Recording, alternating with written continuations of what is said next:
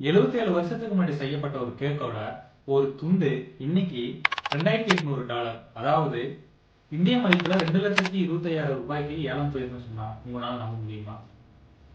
என்னடி சொல்ற? நீ என்ன சொல்ற? ஆமாங்க, சரியா நவம்பர் 20, 1947 ஒரு இளவரசிக்கும் இளவரசருக்கும் கல்யாணம் நடக்குதுங்க. அந்த கல்யாணத்துக்காக தான் இந்த கேக்கை செய்யறாங்க. இந்த கேக்குடைய உயரம் மட்டும் 2.7 மீட்டர், அதோடைய எடை 500 கிலோ. இந்த இரண்டு குடும்பத்தோட முக்கியமான நிகழ்வுகளை சொல்ற மாதிரி இந்த கேக்கு உருவாக்கி இருக்காங்க. அந்த கேக்கை 2000 பீஸா கட் பண்ணி அன்னைக்கு கல்யாணத்துக்கு வந்த முக்கியமான ஆட்களுக்கு கொடுத்துருக்காங்க. அது மட்டும் இல்ல, அந்த கேக்குடைய ஒரு பகுதியை ட்ரஸ்ட்டுக்கும் இன்னொரு பகுதியை இன்னொரு முக்கியமான ஃபங்க்ஷனுக்காகவும் எடுத்து வச்சிருக்காங்க. அது என்ன ஃபங்க்ஷன் அப்படிங்கிறத இந்த வீடியோவோட கடைசியில் சொல்றேன்.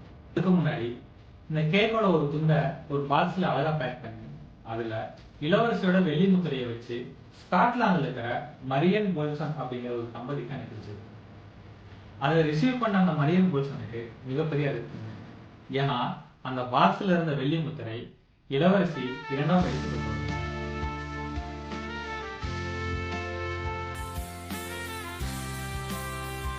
ஆமாங்க, அன்னைக்கு நடந்த கல்யாணம் இளவரசி 2ஆம் எலிசபெத்துக்கும் இளவரசர் கிளிப்பனுக்கும் நடந்த கல்யாணம் தாங்க.